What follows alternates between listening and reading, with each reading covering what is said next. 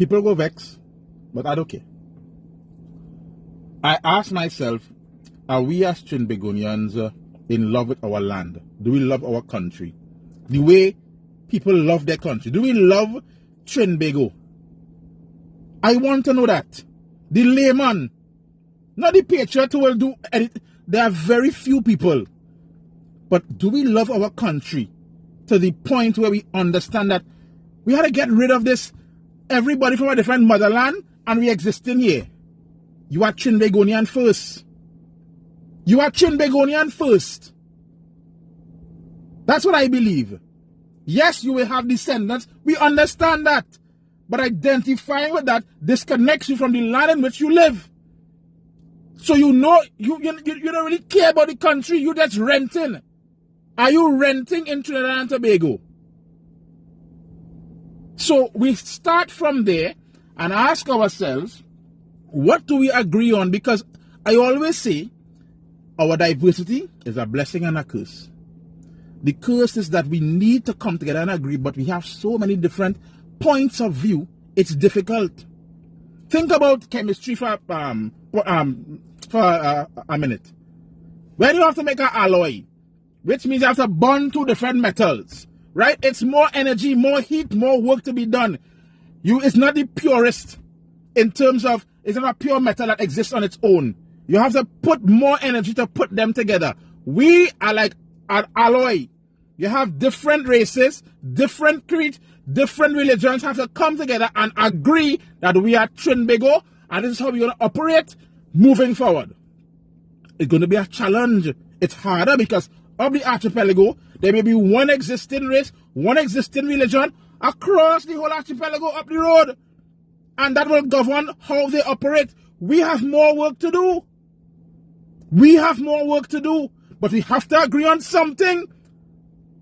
Something other than South had the best roti and Iowa mustn't get disrespected. Them things not really important at this point in time. And are we often distracted by things where we do not have time to sit and discuss how do we fix the root cause of the problems in our country, the crime? How do we fix the root cause? How do we hold people accountable? We look at the bottom end of crime. Do we look at the top end? What are we doing as a country? We are distracted for the whole year. Carnival is 3 months. Then you have Lent. You get back into the groove of band launch. Then September is Christmas and back again with Carnival. When are we going to sit down and talk as a community? When are we sitting down to talk and discuss moving forward as a community? That's our problem. That's our problem.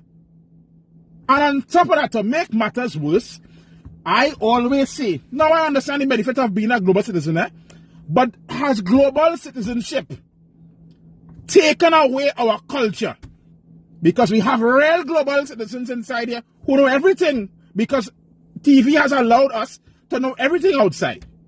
But do we know our culture? Do we know our culture? Everybody have cable. No problem with that, you know. Me ain't vexed with that at all. But have we invested to make sure children understand what Trinidad and Tobago represents?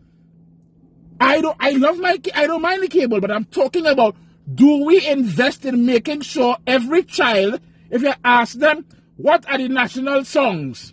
If you ask them these things, every child you pull out could give you that. But they know the TikTok dances though. How are we making sure we culture our children properly? What are we feeding them? How can we make sure we culture our children properly? Come on!